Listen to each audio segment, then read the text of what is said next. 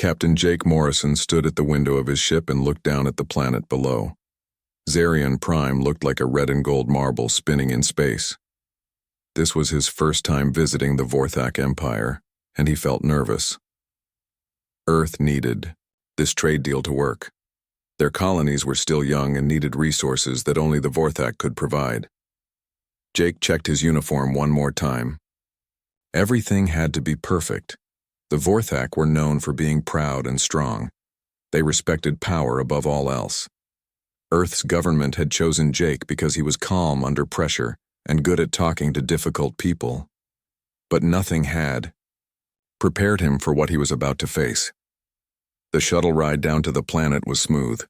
Jake watched through the small window as they flew over huge cities made of red stone and metal.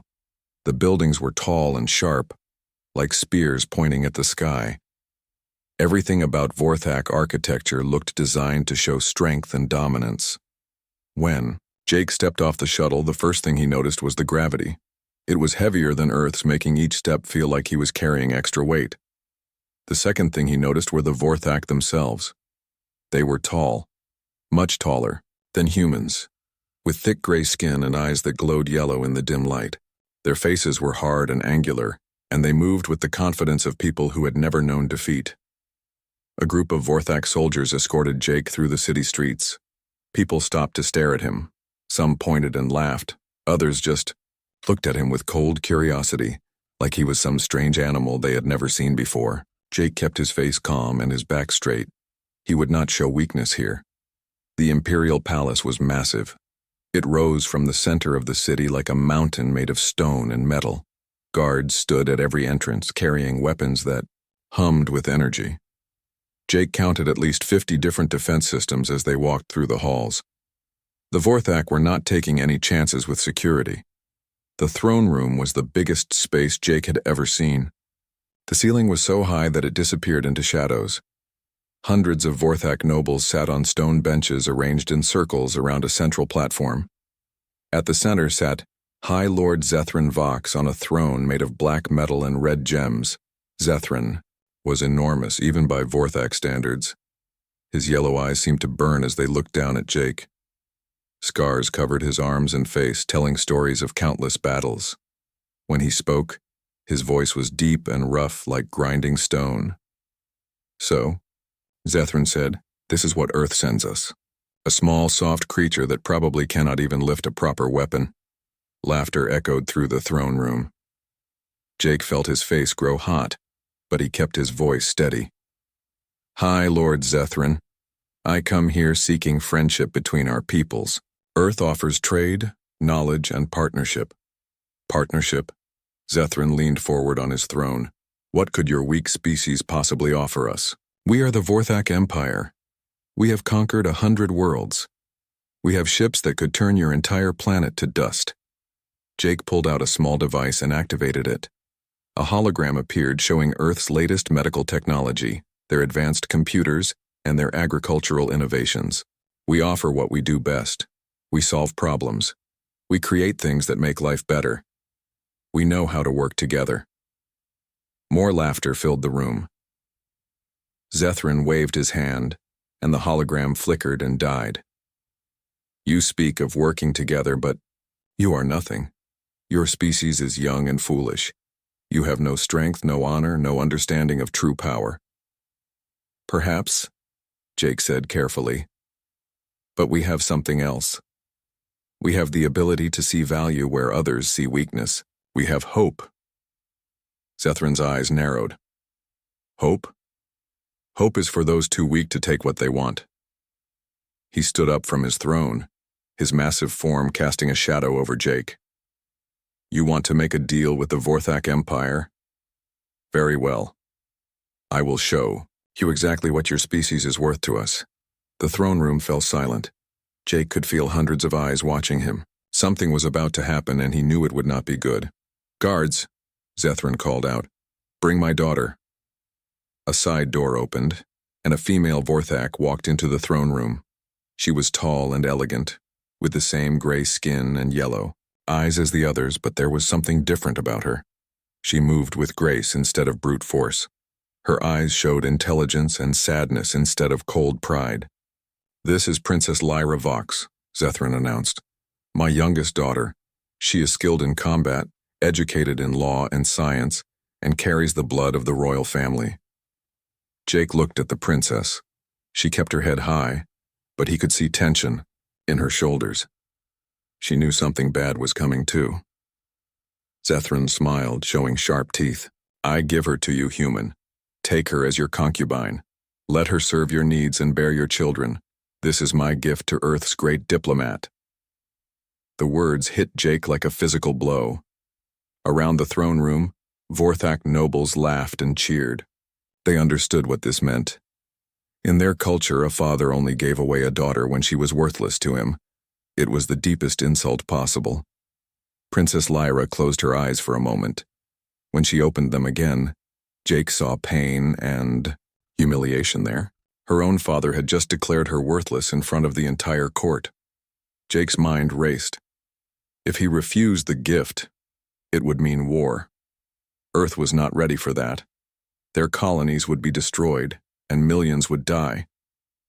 But if he accepted, he would be taking part in something that went against everything he believed in. "You hesitate," Zethrin observed. "Perhaps you think my daughter is not good enough for a human? Or perhaps you are too weak to handle a Vorthak woman." More laughter echoed through the room. Jake looked at Princess Lyra again. She was watching him with those intelligent yellow eyes, waiting to see what he would do with her life. Jake took a deep breath. "I accept your generous gift, High Lord Zethrin. Princess Lyra will be treated with the honor and respect she deserves." The laughter stopped. That was not the response they had expected. Zethrin frowned, confused by Jake's words. "Honor and respect?" Zethrin repeated. "She is a gift, human. Property. You may use her however you wish." "On Earth," Jake said quietly, "we believe that all intelligent beings deserve dignity. Princess Lyra will be my honored guest, not my property." Princess Lyra stared at him in shock. No one had ever spoken about her that way before. Even her own father saw her as a tool to be used. Zethrin's frown deepened. "You speak strangely, human, but it matters little. Take your gift and go. We will see how long your soft words last when reality sets in." Jake bowed formally to the High Lord, then turned to Princess Lyra. "Your Highness, would you do me the honor of accompanying me to my ship?" For the first time since entering the throne room, Princess Lyra smiled. It was a small smile, but it was real. "The honor would be mine, Captain Morrison." As they walked out of the throne room together, Jake could hear Zethrin laughing behind them. The High Lord thought he had delivered the perfect insult. He had given away his own daughter to humiliate both her and the human diplomat. But as they left the palace, Jake made a silent promise. He would show Princess Lyra the respect her father had denied her. He would treat her as the intelligent, valuable person she was, and maybe, just maybe, he could help her find the dignity she deserved. Neither Jake nor Princess Lyra knew it yet, but this moment would change everything. Zethrin's cruel gift would become the foundation for something beautiful and powerful. The High Lord had just made the biggest mistake of his life, and it would take years before he realized what he had done. Princess Lyra stood in the shuttle next to Captain Morrison as they flew up to his ship. She had never been in a human vessel before. Everything was smaller than Vorthak ships, but it seemed more comfortable somehow. The seats were soft instead of hard stone. The lights were warm instead of harsh and bright. Jake noticed her looking around with curiosity. "This is just a shuttle," he said.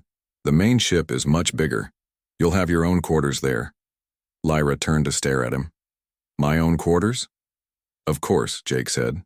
"You're not a prisoner, princess. You're a guest." Lyra did not understand. In Vorthak culture, concubines lived in small rooms next to their master's chambers. They were always available when needed. They had no privacy and no space of their own. "I do not understand your ways, Captain Morrison," she said quietly. "Please, call me Jake. And I think you understand more than you know. You just haven't been given the chance to show it." When they reached the USS Liberty, Jake's ship, Lyra was amazed again. The corridors were wide and clean. Crew members nodded respectfully to both of them as they passed. No one stared at her like she was a strange object. Jake led her to a set of quarters near his own. The room was larger than her bedroom back on Zerion Prime. It had a comfortable bed, a desk, a small sitting area, and even a window that showed the stars outside. "This is yours," Jake said. "The door locks from the inside. No one will enter without your permission." Lyra sat down slowly on the bed. It was soft, nothing like the hard sleeping platform she was used to. "Why are you doing this?" Jake sat in the chair across from her. "Because it's the right thing to do. Because you're a person, not property. And because I think you have a lot to offer if someone just listens to you." For the first time in days, Lyra felt tears in her eyes. She had been raised to never show weakness, but Jake's kindness was breaking down walls she had built around her heart. Over the next few days, as the ship traveled to a neutral station where peace talks would continue, Jake and Lyra began to spend time together. At first she was suspicious. She waited for him to demand something from her, to use her the way Vorthak males use their concubines. But it never happened. Instead, Jake asked for her opinions. When he was studying reports about Vorthak culture, he asked her to explain things he did not understand. When he was preparing for negotiations, he asked her what different Vorthak phrases really meant. "You know a lot about your people's laws," Jake said one evening as they worked together in his office. "Did you study them?" Lyra nodded. "My father thought it would make me useful for political marriages. I also studied military strategy, economics, and xenobiology." "Xenobiology? The study of alien life forms?" "Yes. I was fascinated by how different species evolve differently. I always wondered what it would be like to meet beings from other worlds." She paused. "Though I never imagined it would happen like this." Jake looked up from his papers. "What did you imagine?" "I thought I would be a diplomat like you. I thought I would represent my people with honor. I had ideas about how we could work with other species instead of just conquering them." She laughed bitterly. "Foolish dreams for a Vorthak female." "Not foolish at all," Jake said firmly. "Those are exactly the kinds of ideas we need." As the days passed, Lyra began to relax. She started sharing more of her thoughts and ideas. Jake was amazed by her intelligence. She understood complex political situations better than many professional diplomats he knew. Her strategies for solving problems were creative and effective.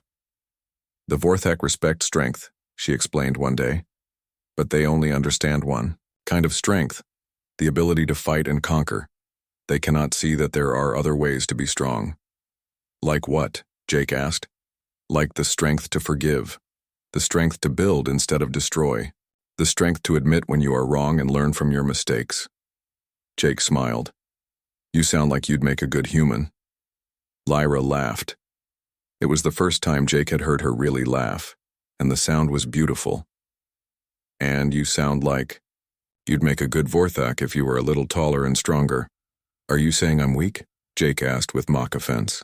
"I am saying you are strong in ways my people do not understand yet." Their friendship deepened as they worked together. Lyra helped Jake understand the complex politics of the Vorthak Empire. She explained which nobles could be trusted and which ones were dangerous. She taught him the proper ways to show respect without showing submission. Jake, in return, shared stories of Earth's history. He told her about how humans had once been divided into many nations that fought constantly with each other. He explained how they had slowly learned to work together and solve problems peacefully. "We were not always good at cooperation," he admitted. "We had wars that killed millions of people. We made terrible mistakes, but we learned from them." "How?" Lyra asked. "How do you change an entire species' way of thinking?" "One person at a time," Jake said. "One conversation at a time. One act of kindness at a time." 3 weeks into their journey, pirates attacked their convoy. The alarm bells rang throughout the ship, and Jake rushed to the bridge. Lyra followed him, despite his protests that she should stay in her quarters where it was safe. "I am a trained warrior," she reminded him. I can help. The pirates had 3 ships surrounding the small diplomatic convoy. They were demanding that the humans surrender their cargo and their alien prize, meaning Lyra. They want to capture me and sell me, Lyra explained calmly. Vorthak females are valuable as slaves in some parts of the galaxy. Jake's face went hard. That's not going to happen. The human ships were fast but lightly armed. The pirate ships were bigger and had more weapons. In a straight fight, the pirates would win. There, Lyra said, pointing at the tactical display. The lead pirate ship has its shields focused on the front. If we could get behind it? The asteroids, Jake said, understanding immediately. We could use them for cover. Exactly. And if we wait until they think they have us trapped, they will bunch up their ships. Then we hit them all at once. Jake looked at his tactical officer. Can we do what she's suggesting? The officer studied the display. It's risky, but it could work. For the next hour, Lyra and Jake worked together to coordinate the escape. Her knowledge of combat tactics combined with his understanding of human technology created a plan that neither could have developed alone. The plan worked perfectly. They used the asteroids to hide their movements, struck when the pirates were not expecting it, and escaped with minimal damage to their own ships. As the pirate ships fell behind them, Jake turned to Lyra. That was incredible. You saved all of us. We saved all of us, Lyra corrected. I could not have done it without your ship's technology and your crew's skill. That night, Jake found himself unable to sleep. He kept thinking about Lyra's quicks, thinking during the battle, her gentle laugh when they were working together, and the way her eyes lit up when she talked about her dreams for a better future. He was falling in love with her. The woman who had been given to him as an insult was becoming the most important person in his life. But was it fair to her? She had been taken from her home and given to him against her will. How could he be sure that any feelings she might have for him were real and not just gratitude for his kindness? Meanwhile, in her own quarters, Lyra was having similar thoughts. For the first time in her life, she felt valued for her mind and her heart, instead of just her bloodline. Jake treated her like an equal partner, not a subordinate or a possession. She had never expected to find love in such a terrible situation, but somehow this human man with his gentle ways and fierce determination had captured her heart completely. Neither of them knew how to talk about these new feelings. Both were afraid of ruining the friendship they had built. But as their ship continued toward the neutral station, the bond between them grew stronger every day. Jake's crew noticed the change too. Their captain was happier than they had ever seen him. And Princess Lyra, who had started the journey as a sad and angry prisoner, was now a valued member of their team. The pirates had tried to take her away by force. They had failed completely. But Jake was beginning to realize that he never wanted to let her go at all. The question was, did she feel the same way about him? The neutral station was a massive structure floating in space between human and Vorthak territories. It was built by a third species that wanted to help different civilizations make peace with each other. The station had areas designed for many, different types of beings. Some who breathed different gases, some who needed different gravity, and some who lived in water. Jake and Lyra had been working together for 2 months now. The peace talks were going slowly, but they were making progress. Other Vorthak nobles had come to the station, and many were surprised to see Princess Lyra working as an equal partner with the human diplomat. She should be serving him food and cleaning his quarters. Jake overheard one Vorthak lord complaining. Instead, she sits at the negotiation table like she has something important to say. Maybe she does, Jake had replied calmly. The Vorthak lord had walked away in disgust. Lyra's insights were proving valuable to both sides. She understood Vorthak pride and human pragmatism. She could explain why certain proposals would be rejected before they were even presented, and she could suggest changes that would make them acceptable. But the most important change was happening between Jake and Lyra themselves. Their friendship had grown into something deeper and more precious than either had expected. It started with small moments.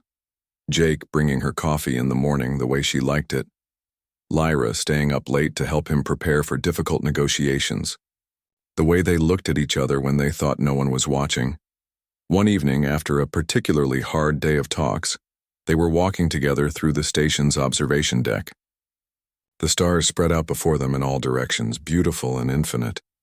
"Do you ever wonder what it would be like if our species had met differently?" Lyra asked. "If we had been friends from the beginning instead of strangers trying to avoid war?" Jake looked at her profile against the starlight. "Every day. But then I think about how we met and I wonder if it happened the way it was supposed to." "What do you mean?" "If your father had not given you to me as an insult, we never would have had the chance to know each other. The princess of the Vorthak Empire and a human ship captain would never have been in the same room together under normal circumstances." Lyra turned to face him. "So you think something good came from something terrible?" "I think," Jake said carefully, "that sometimes the most beautiful things grow from the most painful beginnings." They stood close together, and Jake could see his reflection in her golden eyes. Slowly, gently, he reached up to touch her face. She did not pull away. "Lyra," he whispered, "I know this situation is complicated. I know you did not choose to be here, but I need you to know that I care about you. Not as a gift or a political arrangement, but as yourself." "I care about you too," she whispered back. "More than I ever thought possible." Their first kiss was soft and careful, full of wonder and uncertainty, but it felt right in a way that neither of them questioned. Over the next few weeks, their relationship deepened. They spent their free time together, talking about everything and nothing. Lyra shared stories of her childhood, the loneliness of being different in a society that valued conformity. Jake told her about Earth, about his family, about his dreams of a galaxy where different species could work together in peace. "I love your optimism," Lyra said one night as they lay together looking out at the stars. "Vorthak culture teaches us to expect the worst from others, but you expect the best." "Not always," Jake admitted, "but I think people usually live up to what you expect from them. If you treat someone like they are good and capable, they often become good and capable." "Is that what happened to me?" Lyra asked with a smile. "You were always good and capable. I just gave you the chance to show it." 3 months after their arrival at the station, Lyra began feeling sick in the mornings. At first she thought it was stress from the ongoing negotiations, but when the symptoms continued, she went to see Dr. Kate Williams, the human medical officer. Dr. Williams ran several tests and then asked to speak with Lyra privately. "Princess," she said gently, "you are pregnant." Lyra stared at her in shock. "Are you certain?" "Completely certain. About 6 weeks along, I would estimate." Lyra's mind raced. A child. She was going to have Jake's child, but this was not just any pregnancy. She carried genes that had not been seen in her family line for 3 generations, genes that could give her children special mental abilities. Most Vorthak did not know about these genes. They were a closely guarded secret of the royal family. But Lyra's grandmother had possessed them and had been able to read minds and see glimpses of the future. The ability usually skipped generations, but it could appear at any time. When Lyra told Jake about the pregnancy, he was overjoyed. He picked her up and spun her around, laughing with pure happiness. "A baby," he said, setting her down gently. "Our baby." "Jake," Lyra said seriously, "there is something you need to know. This child may be very special." She explained about the psychic abilities that ran in her family line. Jake listened with growing amazement. "You mean our child might be telepathic?" "It is possible. And if human and Vorthak genetics combine in the right way, the abilities could be even stronger than anything seen before."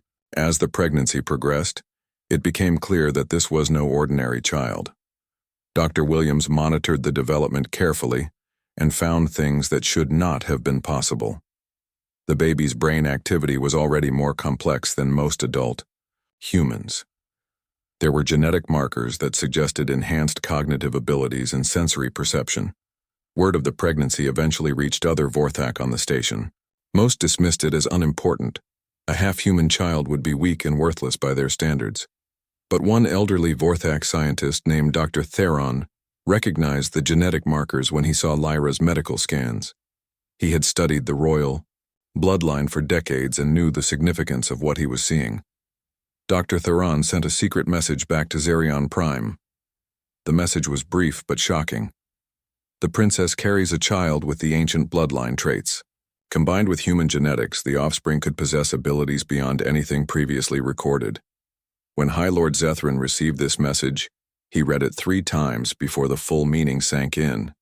His worthless daughter, the one he had given away as an insult, was carrying what might become the most powerful being in the galaxy. For the first time since giving Lyra to the human, Zethrin felt a cold fear creep into his heart. What if the child grew up to challenge his authority? What if other Vorthak saw this mixed-blood offspring as a symbol of a new way of thinking? Zethrin called his advisors together for an emergency meeting. "The situation has changed," he told them. "My daughter's child could become a threat to everything we have built." "What do you want us to do, my lord?" asked his chief military advisor. Zethrin was quiet for a long moment. "For now, we watch and wait. But be prepared for anything. This child could change the balance of power in the entire galaxy." Meanwhile, on the neutral station, Jake and Lyra continued their work, unaware of the storm that was brewing. They were focused on building peace between their peoples and preparing for the arrival of their child. Dr. Williams continued to monitor the pregnancy and was amazed by what she found. "I have never seen anything like this," she told Jake and Lyra. "This baby is developing abilities that we can already detect: enhanced neural pathways, sensory organs that can perceive things beyond normal ranges, and brain structures that suggest incredible intelligence." "Will the child be healthy?" Lyra asked, the concern of any expecting mother in her voice. "More than healthy," Dr. Williams assured her. "This baby is going to be extraordinary." As Lyra's pregnancy progressed, she and Jake grew even closer. They spent hours talking about their hopes and dreams for their child, about the kind of world they wanted to create for the next generation. "I want our baby to grow up in a galaxy where being different is celebrated, not punished," Lyra said. "One evening, then we will make sure that is the kind of galaxy we build," Jake replied, holding her close. Neither of them knew that their love story was about to become something much bigger than just a personal relationship. Their child would be the key to unlocking a future that neither species could achieve alone. And far away on Zerion Prime, High Lord Zethrin was beginning to realize that his simple act of cruelty had set in motion events that would change everything. He thought he knew about power, strength, and the future of his empire. Alex Morrison Vox was born on a Tuesday morning in the medical bay of the neutral station. Dr. Williams had never delivered a half-human, half-Vorthak baby before, but everything went smoothly. The baby was healthy, strong, and absolutely beautiful. Jake held his son for the first time and felt his heart swell with love and pride. Alex had his mother's golden eyes and his father's gentle expression. His skin was a soft gray color, lighter than pure Vorthak, but darker than human. He was perfect. "Look at him, Lyra," Jake whispered. "He is amazing." Lyra smiled tiredly from her hospital bed. "He is ours," she said simply, and that said everything. But within hours of Alex's birth, it became clear that he was no ordinary child. When Dr. Williams ran her routine tests, the instruments showed readings that should have been impossible. The baby's brain activity was unlike anything in the medical databases. "His neural development is accelerated by at least 6 months," Dr. Williams explained to Jake and Lyra, "and there are structures in his brain that I have never seen before. I think his psychic abilities are already beginning to develop." As if to prove her point, baby Alex turned his head toward Jake when his father walked into the room, even though Jake had made no sound. When Lyra felt sad about being far from her home, Alex would cry until she held him close and felt better. Over the next few months, Alex's abilities became more obvious. He seemed to understand what people were feeling even when they tried to hide it. He would laugh when happy people entered the room and become fussy around those who meant harm. Once, when a maintenance worker with bad intentions came near them, Family quarters? Alex started crying loudly until security came to investigate. Jake and Lyra decided it was time to return to Vorthak space. The peace negotiations had been successful, and a basic trade agreement had been signed. But more importantly, they wanted Alex to know both sides of his heritage. When their ship approached Xerion Prime, High Lord Zethran was waiting. He had spent months thinking about what to do about his daughter and her child. Part of him wanted to ignore them completely. Another part of him was curious about this grandson he had never met. The meeting took place in a smaller room this time. Not the grand throne room where Lyra had been given away. Zethran sat behind a massive desk trying to look intimidating. But when Jake and Lyra walked in carrying their son, everything changed. Alex was now 8 months old and incredibly alert for his age. When his golden eyes met Zethran's, something extraordinary happened. The baby smiled and reached out toward his grandfather, making happy baby sounds. Zethran felt a strange sensation in his mind, like someone was gently touching his thoughts. For just a moment he experienced what the baby was feeling: curiosity, love, and complete acceptance. Alex did not see a fearsome Vorthak warlord. He just saw family. "This is your grandson, Alex," Lyra said, holding the baby out slightly. "Alex, this is your grandfather." Zethran had planned to be cold and distant. He had told himself that this half-breed child meant nothing to him, but when Alex looked at him with those intelligent golden eyes, Zethran felt something crack inside his chest.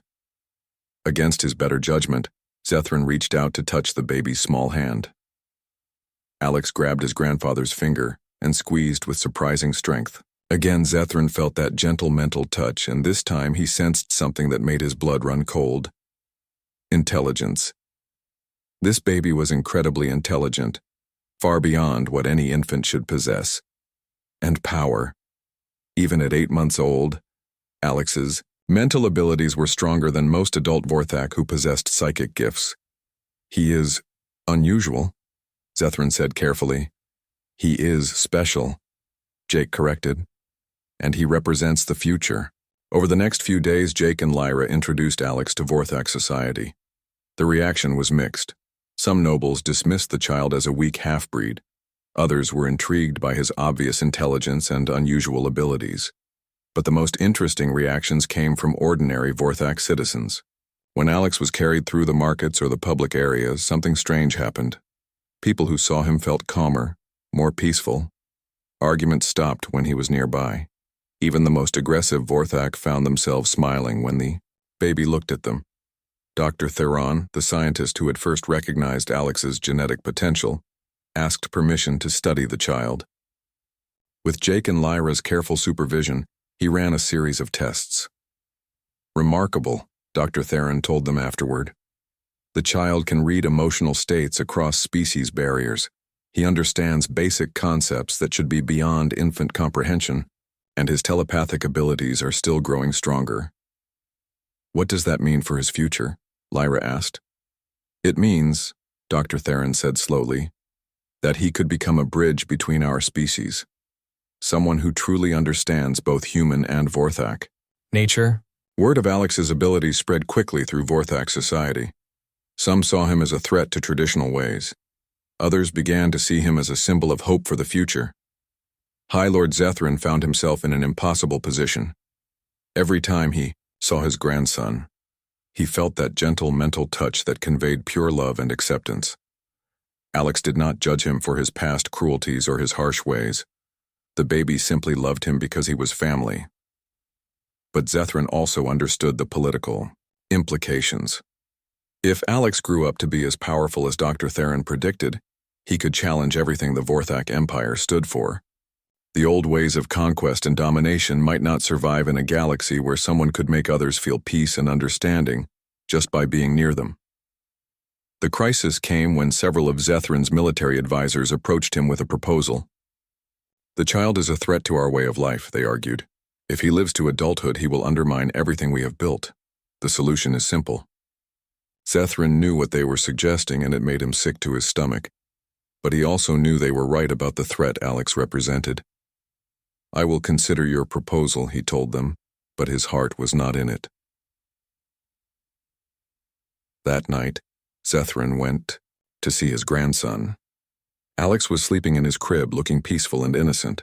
As Zethrin watched, the baby opened his golden eyes and looked directly at his grandfather. Even though Alex could not yet speak, Zethrin felt the child's thoughts as clearly as if he had spoken aloud. "I love you, grandfather. I know you are struggling. I want to help you find peace." Tears came to Zethrin's eyes for the first time in decades. This child, who had every reason to fear him, was offering him love and forgiveness. Meanwhile, Jake and Lyra were developing their own plans. They had seen how Alex affected people around him, and they began to understand what their son could accomplish. "He could change everything," Lyra said one evening. "Not through force or conquest, but through understanding."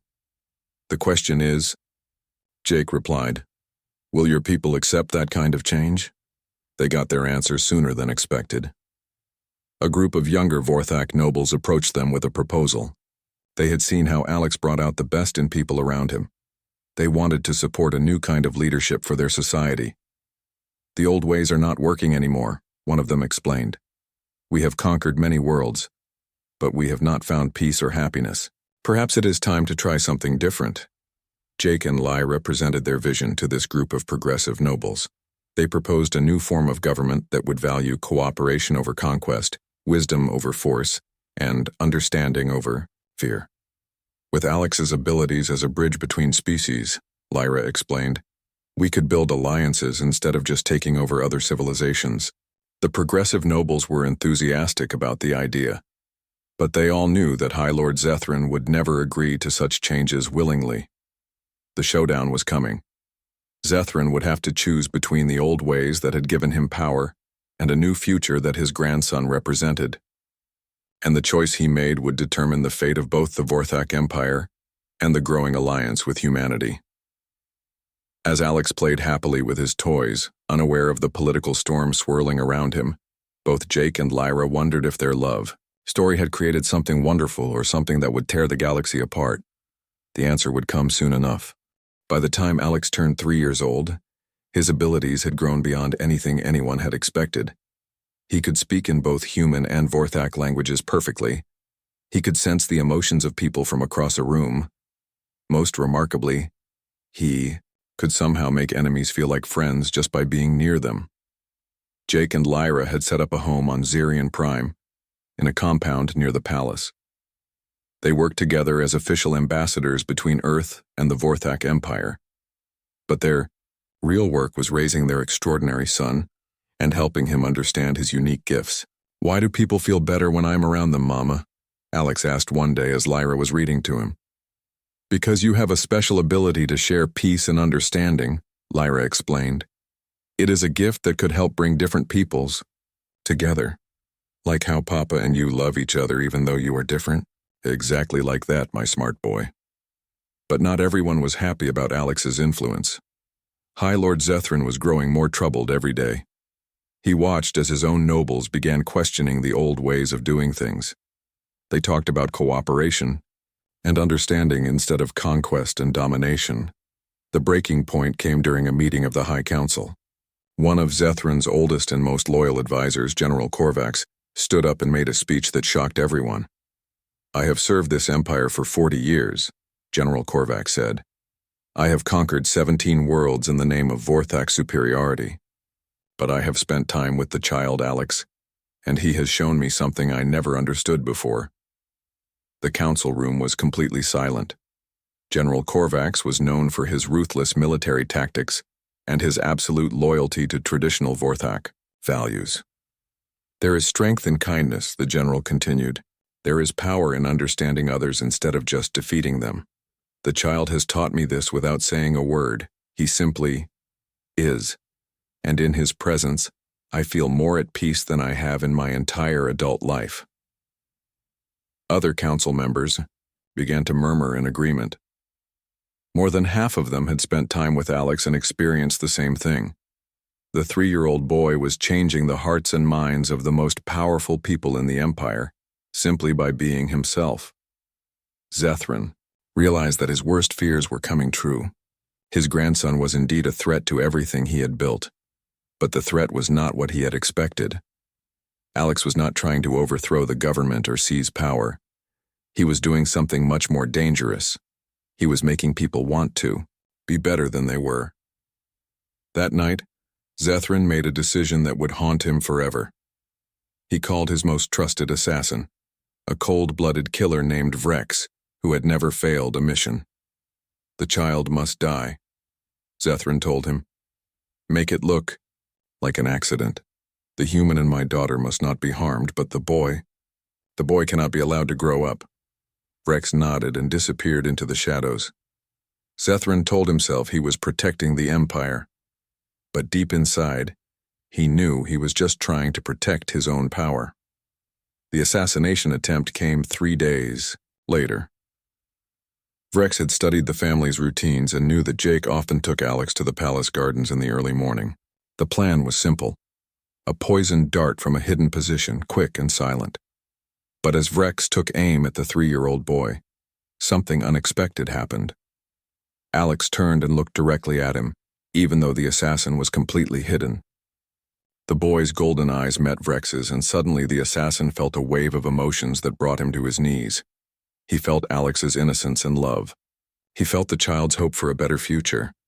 Most powerfully, he felt Alex's genuine concern for his grandfather Zethrin, even though the boy somehow knew that Zethrin had ordered his death. "You are hurt inside," Alex said softly, walking toward the hidden assassin. "You do not want to hurt people. You just do not know any other way to live." Vrex dropped his weapon and began to cry. For the first time in 30 years, he felt the pain of all the lives he had taken. But he also felt something else: forgiveness and the possibility of redemption. Jake came running when he heard the commotion and found the most feared assassin in the Empire sobbing on the ground while his 3-year-old son patted the man's shoulder comfortingly. "It is okay," Alex was saying. "Grandfather is scared, but we can help him not be scared anymore." Within hours, the news of the failed assassination spread throughout the palace. General Korvax and the other progressive nobles were outraged that Zethrin had tried to kill his own grandson. "This ends now," General Korvax declared. "High Lord Zethrin has gone too far." The confrontation was swift and decisive. The majority of the High Council voted to remove Zethrin from power, but instead of executing him, as would have been traditional, they chose a different path. Alex himself asked to speak to the council. Though he was only 3 years old, his words carried a weight and wisdom that amazed everyone present. "My grandfather is not evil," Alex said in his clear, sweet voice. "He is just afraid that change will take away everything he thinks is important. But change can make things better, not just different." The council decided to establish a new form of government, a partnership council with representatives from both Vorthak and human worlds. Zethrin would be allowed to live in comfortable exile, and Alex would be educated to eventually take on a leadership role when he came of age. Jake and Lyra were offered positions as co-leaders of the new government. They accepted, knowing that their son would need stable, loving parents to help him navigate the challenges ahead. The years that followed brought remarkable changes to both civilizations. Trade flourished between human and Vorthak worlds. Scientific cooperation led to breakthroughs that benefited everyone. Most importantly, the idea of solving problems through understanding rather than force began to spread to other species throughout the galaxy. Alex grew into a remarkable young man. By age 16, he could communicate telepathically with dozens of different species. His ability to sense and ease conflicts made him a natural diplomat. But perhaps most importantly, he never lost the kindness and compassion that had touched so many hearts when he was a small child. On his 18th birthday, Alex was formally recognized as the heir to the leadership of the Human Vorthak Alliance. The ceremony took place in a great hall that represented both cultures, human technology combined with Vorthak artistic traditions. Jake and Lyra watched proudly as their son addressed the gathered representatives from both civilizations. 18 years ago, Alex said, "My grandfather thought he was giving my mother away as an insult to my father. He wanted to show that humans were not worthy of respect, but instead, he brought together two people who loved each other and created something Beautiful. In the audience, Zethrin sat quietly. He was old now, his hair white and his face lined with age. But his eyes were clear and peaceful. Alex had visited him regularly over the years, and slowly, patiently, had helped his grandfather find the peace that had eluded him for so long. My parents taught me that love is stronger than hate, Alex continued. That understanding is more powerful than fear. That building together creates more than conquering alone ever could. He paused and looked directly at his grandfather. They also taught me that everyone deserves a second chance to be better than they were. After the ceremony, Jake and Lyra walked together through the same gardens where the assassination attempt had taken place 15 years earlier. Those gardens were now a symbol of peace where children from both species played together without fear. Do you ever think about that day when your father gave me to you? Lyra asked. Jake smiled and put his arm around his wife. Every day. And every day I'm grateful for his cruelty because it led to the greatest gift of my life. Alex? All of it. You, Alex, this new world we have built together. Everything. In the distance, they could see their son talking with a group of young diplomats from a dozen different species. The Human Vorthak Alliance had become a model for peaceful cooperation that was spreading throughout the galaxy. High Lord Zethrin had tried to humiliate humanity by giving away what he thought was worthless. Instead, he had given them the key to a future no one could have imagined. His cruel gift had returned carrying not just an heir, but hope for an entire galaxy. And in his exile, Zethrin finally understood the cosmic joke of it all. In trying to show how little he valued his daughter, he had created the most valuable thing in the universe. A bridge between worlds, built on love, understanding, and the simple truth that everyone deserves dignity and respect. The gift had, indeed, returned, carrying far more than anyone had ever dreamed possible.